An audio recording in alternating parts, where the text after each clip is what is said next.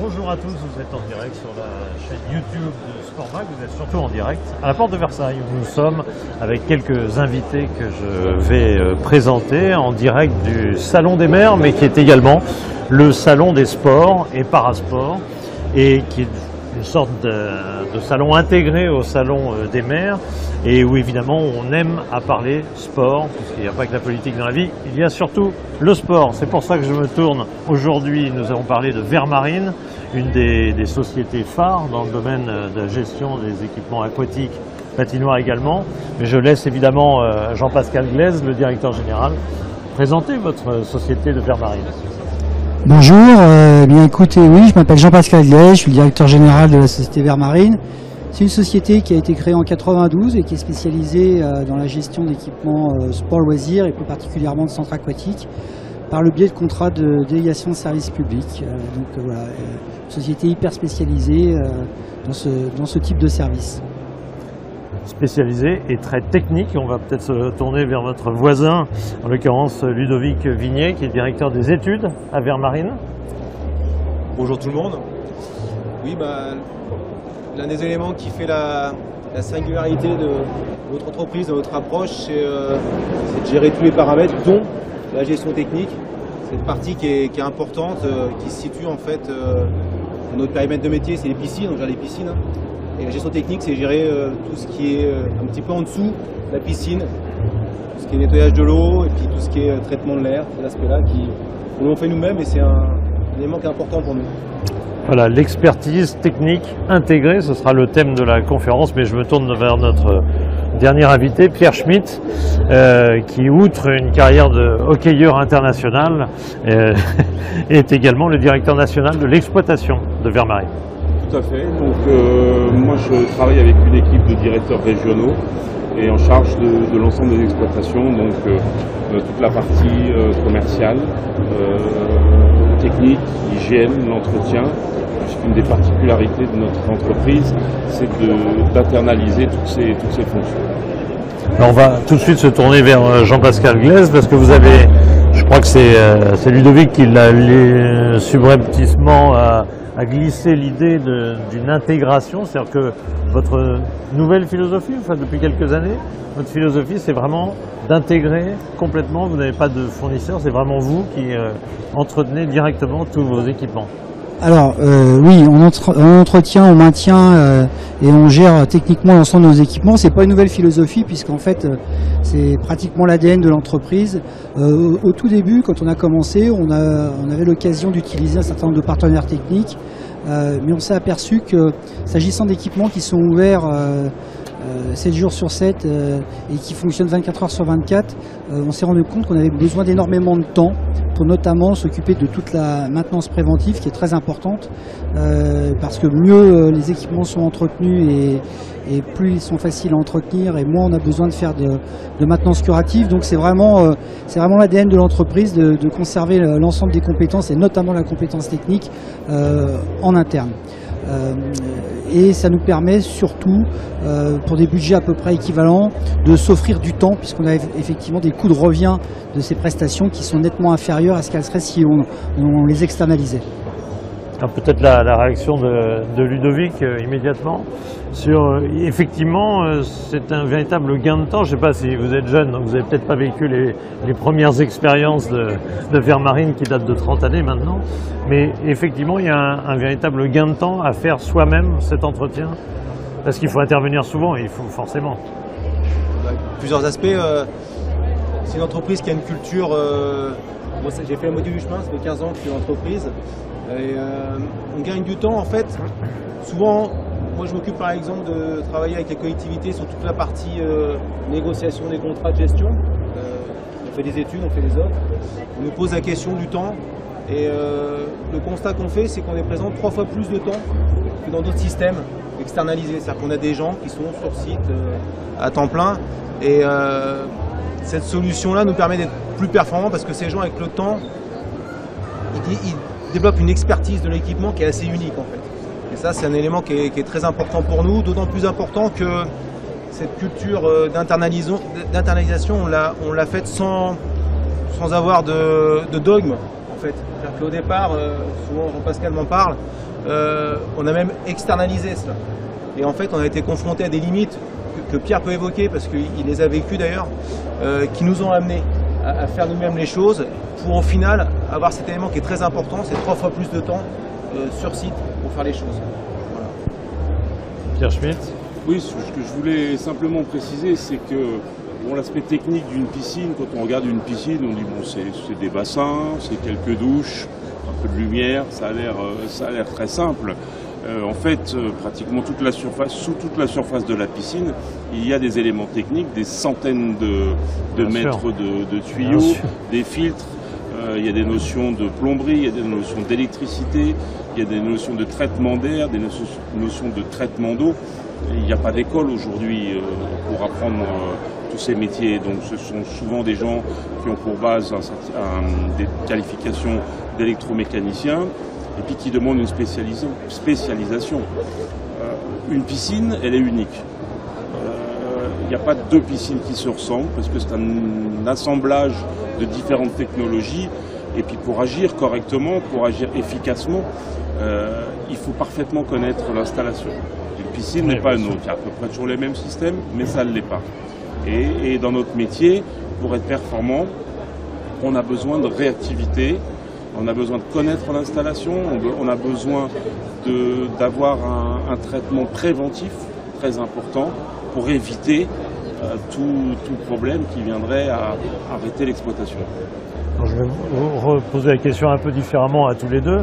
Est-ce que c'est aussi un argument commercial ? Je veux dire, vis-à-vis de tous vos clients, donc beaucoup sont ici, les maires et autres, quand vous leur dites que l'entretien de la piscine, non seulement vous allez gérer totalement l'installation, mais en plus être carrément 7 jours sur 7 et avec une connaissance totale de l'instrument et dans l'entretien. Oui, c'est un argument, et notamment c'est un argument important en ce qui concerne l'astreinte, puisque je le disais tout à l'heure, ce sont des équipements qui sont ouverts 7 jours sur 7, avec des plages d'ouverture horaire journalière très importantes, pour que le public puisse en profiter au maximum. Donc ça demande beaucoup de temps de travail. Et un des problèmes auxquels on a été confronté quand au départ on a externalisé cette prestation-là, c'est que bien souvent le week-end, quand il y avait des difficultés ou des problèmes et qu'on devait faire appel à l'astreinte, on avait des gens qui effectivement répondaient à l'astreinte puisque c'était contractuel, mais c'était des gens qui n'étaient pas forcément ceux qu'on avait l'habitude d'avoir comme prestataires et comme intervenants au quotidien. Et donc on s'est rendu compte qu'on avait un problème de réactivité par rapport à ces désordres qui sont susceptibles d'arrêter, d'interrompre l'exploitation s'ils sont pas traités très rapidement.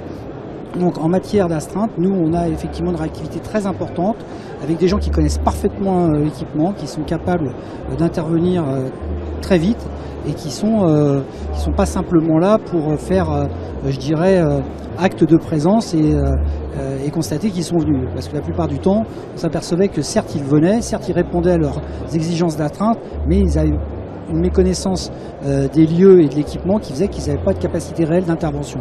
Donc ça a été vraiment un des éléments qui nous a décidé à internaliser la prestation, et c'est effectivement un argument de poids quand on échange avec les collectivités publiques dans le cadre des appels d'offres.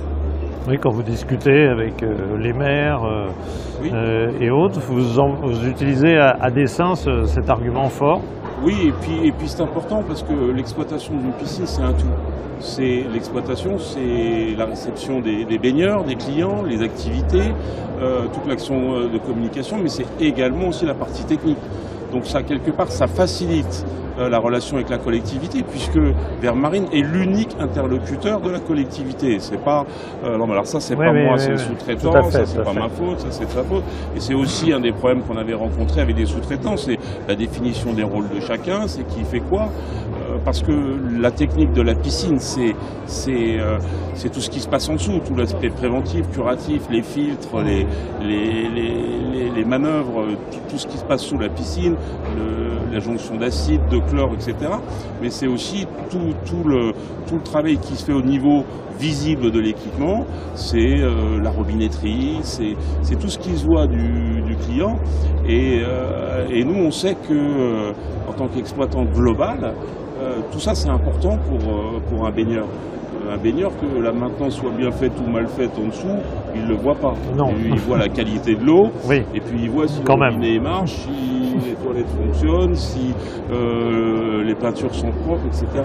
Donc pour nous, c'est moi qui ai connu les deux systèmes en exploitation, c'est bien plus simple parce qu'on a la main sur tout et on réagit plus vite et on met l'accent sur ce que l'on veut immédiatement. Question de Béotien, Ludovic Vignet. Du coup, une piscine, parce que je ne me rends pas tout à fait compte, est-ce que ça arrive que pour des raisons techniques, on ferme une piscine? Est-ce que ça peut arriver qu'on ferme au public quelques heures une piscine ou autre? Est-ce que du coup, ça vous arrive beaucoup moins maintenant? Ça peut arriver. Il y a différentes raisons à cela. Une des raisons, c'est une rupture d'une canalisation en sous-sol qui fait que la piscine se vide. Ça peut arriver. Après, il y a d'autres raisons qui peuvent être présentes. C'était l'un des éléments aussi qui nous a poussé vers cette gestion internalisée, de réduire ces risques de fermeture, avec des aspects quand même, comme l'a évoqué M. Glaise, ces notions d'astreinte, c'est-à-dire que nous on a des personnes qui sont attachées à la piscine, dédiées sur le site, et elles font vraiment attention à leur équipement, elles le connaissent et elles s'arrangent pour qu'il fonctionne dans de bonnes conditions pour toute la durée. Alors que dans d'autres systèmes, ils venaient dans le cadre d'une astreinte sous 2 heures et puis ils ne réglaient pas le problème, ils faisaient juste le constat qu'il y avait un problème. Et donc on se retrouvait fermé une demi-journée parce qu'un bassin avec un taux de chlore qui n'était pas bon, c'est l'une des raisons principales. Parce que en fait, dans les piscines, il y a un juge de paix. Tous les jours, vous devez mesurer la qualité de l'eau et si la qualité n'est pas bonne, vous n'avez pas le droit d'ouvrir. Donc ça, c'est un élément fondamental que l'on maîtrise par nos techniciens. Donc oui, en effet, ça nous a permis d'optimiser, de réduire les temps de fermeture. Merci, donc on a compris cette estimation en temps, et le temps c'est un peu de l'argent hein, quand on est dans une société, le gain de temps à travers cette solution internalisée. Il y a une deuxième question qu'à mon avis on vous pose encore plus au niveau de vos clients, c'est-à-dire les collectivités locales notamment, puisqu'on est dans le salon des maires, c'est un peu ce client-là sur lequel on va s'arrêter. Les performances énergétiques, est-ce que le fait d'internaliser le process a un impact sur les performances énergétiques, consommation d'eau et autres critères que j'imagine très très importants, de plus en plus? Fondamental. Ouais. Aujourd'hui, c'est des équipements qui consomment, mais qui ont beaucoup d'utilité sociale. On apprend à nager.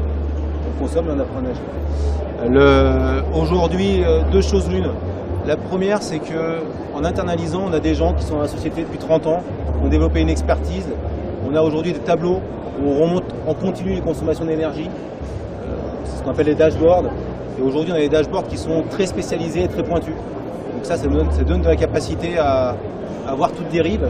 Et pour agir après, c'est ça l'élément essentiel, c'est voir la dérive, c'est une chose, beaucoup de gens savent le faire. Ce qui est beaucoup plus complexe, c'est une fois que vous avez vu la dérive, être en capacité d'interagir sur votre équipement pour faire ce qu'il y a à faire comme réglage pour réduire la dérive. Et là aujourd'hui, nous avec la personne sur site, on sait faire ça. Après, il y a un autre élément qui pour nous est très important, c'est qu'on préserve les ressources. Et aujourd'hui, on réussit à être quand même sur des schémas qui consomment moins d'une manière générale qu'on peut observer par ailleurs. On peut chiffrer, oui. Oui, on a les chiffres, mais vraiment pour optimiser l'énergie, le maître mot, c'est le suivi. Et là, il faut un suivi au quotidien, comme l'a dit Ludovic. Et l'important, c'est, nous, on a ces fameux dashboards.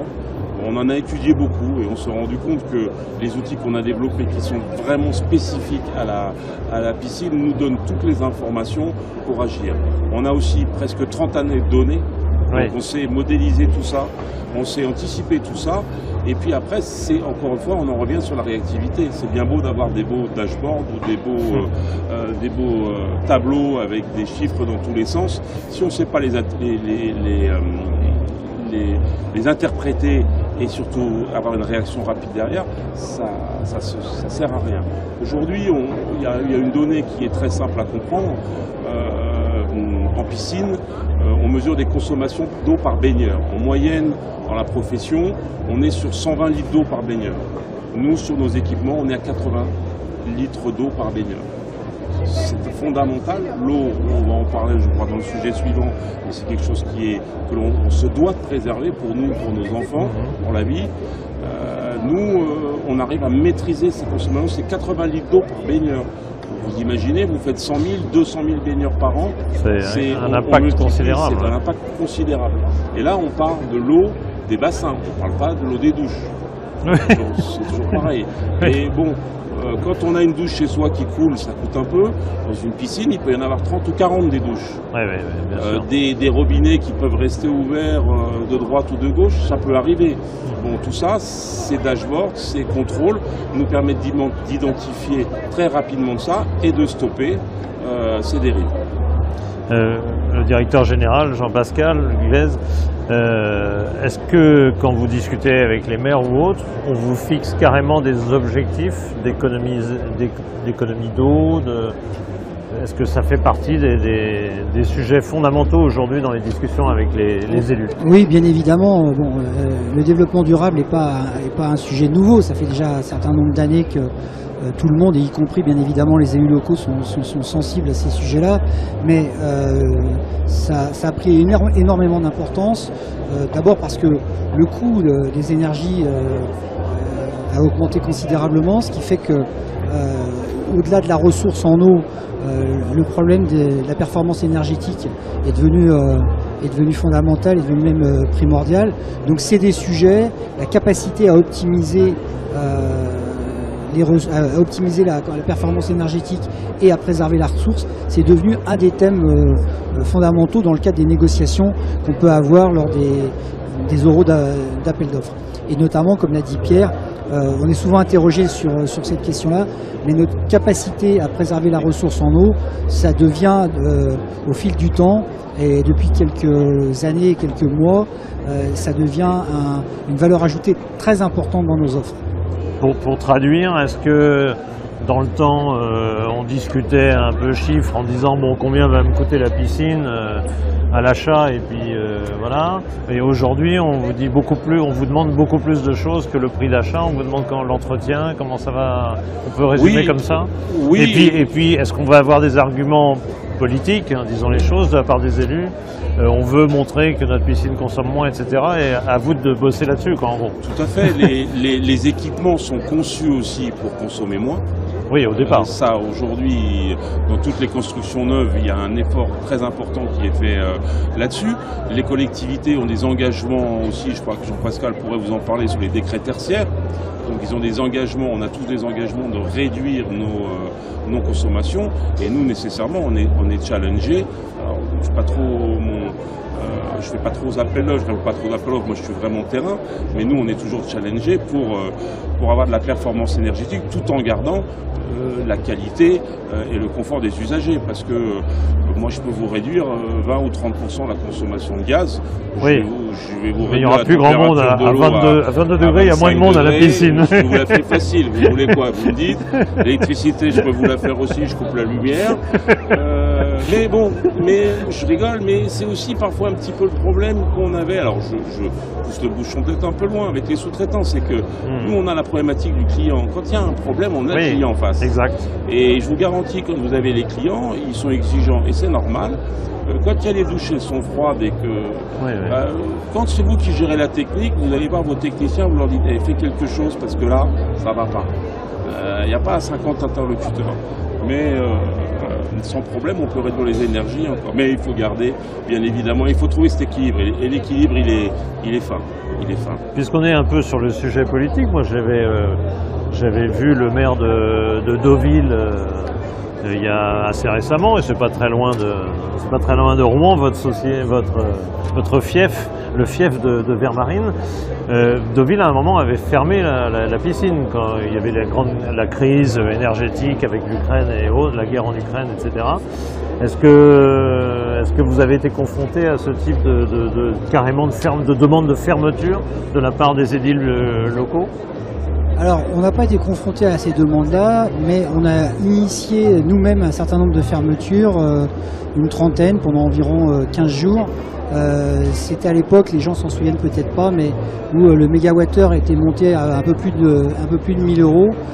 Ce qui fait qu'on se retrouve dans une situation où si elle avait perduré, le coût de l'électricité, puisque c'est l'électricité dont on parlait, représentait à peu près en projection 100% du chiffre d'affaires. Donc on a nous-mêmes été amenés à fermer un certain nombre d'établissements, pas très longtemps, on nous l'a reproché, mais c'était de toute façon absolument vital et indispensable pour l'entreprise à ce moment-là. Et puis avec le recul et avec le temps, je pense qu'on a rendu service à beaucoup de gens parce que ça a permis de mettre un focus sur un problème qui devenait absolument ingérable pour l'ensemble des gestionnaires de piscines, qu'ils soient d'ailleurs privés ou publics. Et ça a permis notamment de se faire entendre sur cette problématique auprès du gouvernement. Un certain nombre de piscines publiques gérées en régie directe ont fermé également. Certaines d'entre elles n'ont pas réouvert. Donc, si vous voulez, on s'est retrouvé dans une situation où on a en même temps un service public qui est fondamental, qui est celui de l'apprentissage de la natation, et par ailleurs des piscines qui sont plus en capacité de rester ouvertes à cause des coûts énergétiques. Les choses, Dieu merci, se sont pas mal arrangées. L'énergie est revenue à des niveaux de prix qui sont nettement plus acceptables. Mais oui, ça a été chez nous, ça a été un sujet, mais chez nous et partout ailleurs en France. J'espère que cette période-là est derrière nous et qu'on ne retrouvera pas des niveaux de prix d'énergie qu'on a connus, parce que de toute façon, dans ces conditions-là, le maintien du service public dont j'ai parlé, pour beaucoup de collectivités, sera impossible, comment dirais-je, à assurer, tout simplement. Alors revenons à l'eau, parce que c'est quand même l'électricité, c'est pour la chauffer bien évidemment, mais l'eau est déjà un sujet assez fondamental. Il y a des objectifs précis de préservation de l'eau. Oui, il y a des objectifs précis et des suivis aussi en volume d'eau par baigneur qui sont remontés quotidiennement, justement pour éviter toute dérive. Parce que dans une piscine, il y a de l'eau partout. Il y a des douches, il y a des toilettes, il y a de l'eau de bassin, et puis il y a des kilomètres, peut-être pas des kilomètres, mais au moins des centaines de mètres de tuyaux qui sont ou visibles ou invisibles. Donc la base, comme on vous l'a déjà expliqué, c'est de maîtriser le suivi, d'analyser les consommations, et puis après de faire la chasse au gaspillage. La chasse au gaspillage, elle se fait comme on pourrait faire chez soi, quand on a des toilettes qui fuient, quand on a des douches qui fuient, d'intervenir. Il y a des systèmes aujourd'hui qui font économiser l'eau des douches. Vous prenez une douche, vous pensez avoir que de l'eau, mais il y a moitié d'eau, moitié d'air. On ne se lave pas moins bien, on ne se lave pas mieux, mais ça fait économiser de l'eau. Ce sont des petites choses, Mibouabou, mais aujourd'hui, on peut plus se passer de ça. C'est quelque chose de très important pour la préservation de notre planète. On parlera après des associations qu'on a pu mettre en place.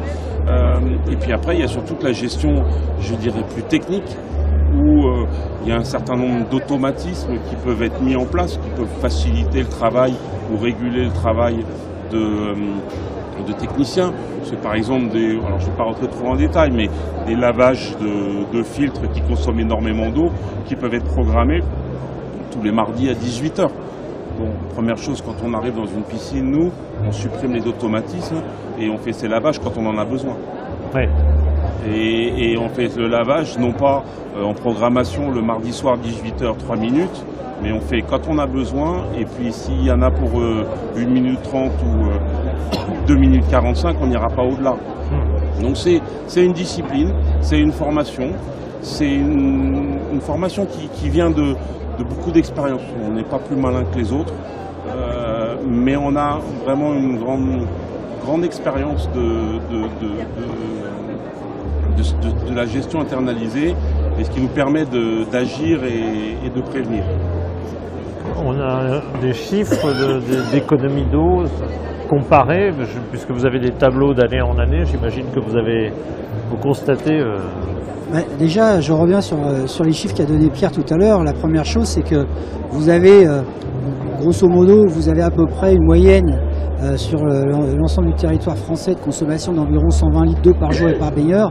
Nous, on est à peu près à 80, c'est-à-dire que on est un tiers en dessous. Donc ça, c'est déjà un chiffre. C'est déjà énorme. Ouais. Ça, c'est un chiffre qui est énorme. À partir du moment où on arrive dans ces niveaux de performance-là, effectivement, ça devient difficile de faire gagner beaucoup mieux, encore plus. De gagner encore plus. On s'y attache. On y fait attention chaque jour. Et puis ensuite, on a une réglementation à respecter puisque le renouvellement de l'eau dans une piscine est réglementé. Vous pouvez pas faire n'importe quoi. Donc il faut à la fois garantir le renouvellement réglementaire et en même temps économiser la ressource. Donc oui, nous on obtient, je crois, un des points forts de la société Vermarine sur ces sujets-là. En ce qui concerne la préservation de la ressource, on a d'excellents résultats sur l'eau. C'est quelque chose qui est très brillant chez nous. On y fait très attention, on y est très sensible depuis très longtemps. On a d'ailleurs développé récemment un partenariat qui va dans ce sens-là. Je peux peut-être laisser Ludovic en parler.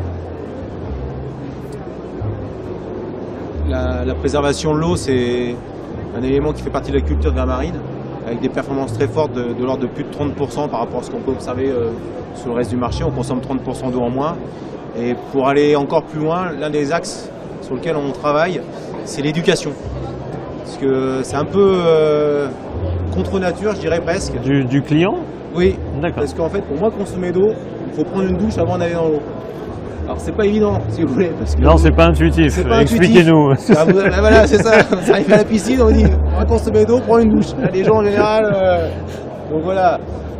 Nous, quand on le dit, c'est aussi pour économiser, pour réussir à passer moins 30% vis-à-vis du marché. Mais on travaille avec une association qui s'appelle Water Family, qui a pour objet de sensibiliser et d'agir pour la préservation de la ressource eau en France et dans le monde. Avec tous les enjeux qu'on connaît, parce que l'eau est rare, l'eau douce, l'eau potable encore plus.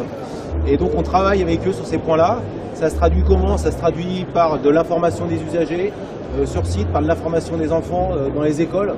On va avec eux dans les écoles pour informer sur l'intérêt de prendre la douche. Pourquoi on consomme moins en prenant la douche? Parce qu'une fois que vous avez pris la douche, vous avez baigné et vous êtes propre. Et en fait, nous, on a besoin de moins traiter l'eau derrière pour enlever les éléments que vous pouvez apporter sans avoir pris la douche. Voilà. Tout en servant l'éducation. Et après, il y a une chose importante, on l'a tous vécu, et c'est pour ça qu'on travaille avec cette association-là, c'est qu'on travaille beaucoup sur les enfants. Parce que quand on dit à un adulte, prends une douche avant d'aller dans la piscine, c'est compliqué de lui faire avoir son comportement. Mais quand c'est son enfant qui lui dit papa, on m'a dit que prendre la douche c'est mieux pour économiser de l'eau, en général. Ça marche. Voilà, donc c'est ce qu'on fait avec cette association. On est très contents et très fiers de faire ça. Ça a plutôt un impact très positif, notamment quand on va dans les écoles. Il y a des ratios très étonnants d'ailleurs, c'est qu'un enfant sensibilisé, c'est 5-6 adultes qui agissent différemment. Voilà, pour la raison que j'ai expliquée. Water Family, donc c'est une association nationale qui à l'origine est basée dans le sud-est de la France, qui a une histoire qui s'est construite autour de la préservation de l'eau dans les fleuves du sud, en ayant des actions sur tout ce qui était aussi ramassage des déchets au bord des rivières, ce genre de choses, et puis qui au fil du temps allait de plus en plus dans les écoles pour informer sur les bons comportements à tenir pour consommer moins d'eau, à la fois dans sa vie de tous les jours. Il y a un sujet, c'est combien de temps je reste sous ma douche. Ils agissent sur ces points-là. Mais après, il y a d'autres éléments, c'est comment je consomme. Aujourd'hui, il y a des filières au niveau de tout ce qui est habillement qui consomment plus ou moins d'eau en fonction de quel produit on achète, d'où on les fait venir. Voilà. D'accord. C'est leur leitmotiv. Alors notre leitmotiv maintenant, ça va être de conclure, et surtout de conclure en vous demandant tout simplement ce qu'on va trouver au stand G81, qui est en l'occurrence le stand Vermarine dans ce salon des mers, salon des sports et parasports. Qu'est-ce qu'on trouve sur votre stand? On va trouver des exploitants, tous les directeurs de région qui sont là pour recevoir nos clients, les collectivités avec qui on travaille. pour renseigner aussi les gens qui sont curieux en passant devant notre stand. Il y a les services commerciaux aussi, le marketing qui est présent et qui peut répondre. Et puis, il y a nos patrons, Monsieur Glaise qui est là et Monsieur Chex, le président de la société, et les gens du développement. C'est aussi une occasion pour nous de se retrouver et de fédérer. Comme on l'a un peu évoqué, il y a beaucoup de sportifs chez Vermarine. Oui, j'ai cru comprendre ça. L'équipe, c'est important. Et c'est toujours un plaisir de retrouver l'équipe et de partager un bon moment. Et puis d'échanger avec nos clients. Et parler un peu hockey sur glace de temps en temps, parce que vous avez tous, aussi. Sauf Ludovic apparemment, il n'a pas été jusqu'au hockey sur glace, mais Thierry Chex, vous-même, vous parlez un peu hockey sur glace, j'imagine. Est-ce qu'on fait, je vais poser la question un peu méchante, enfin pas méchant, est-ce qu'on fait des affaires au Salon des Maires? Est-ce qu'on signe des contrats? Est-ce qu'on... Non, on ne fait pas d'affaires, on signe pas de contrat. On fait du relationnel. On ne fait pas d'affaires, on ne signe pas de contrat pour une raison très simple, c'est que la totalité de notre activité est soumise aux règles de la commande publique. Donc ça passe exclusivement par des appels d'offres, il n'y a absolument aucun contrat négocié. On peut être amené à échanger avec des gens qui ont des projets, tout à fait, pour notamment leur expliquer en quoi consiste la concession de services publics, puisque c'est notre métier, c'est notre credo. Et puis surtout, on a l'occasion de voir nos clients, puisqu'on a une activité qui est répartie sur l'ensemble du territoire national. Et donc c'est une occasion un peu privilégiée, puisque ces gens-là, je parle des maires ou des responsables des communautés de communes ou des intercommunalités, ces gens-là sont souvent présents. Donc c'est une occasion pour nous aussi de les rencontrer et d'échanger avec eux pendant le temps du salon. Merci à vous, il me reste à vous remercier. Remercier Vermarine d'avoir participé à cette émission. Jean-Pascal Glaise, Ludovic Vignet et Pierre Schmitt, merci à vous. Merci. Cette émission, vous pouvez bien évidemment la retrouver sur la chaîne YouTube de Sportmag. Et bien sûr, citons aussi le CNOSF qui est notre associé sur ce salon des maires, salon des sports et parasports. Merci et rendez-vous à la prochaine émission.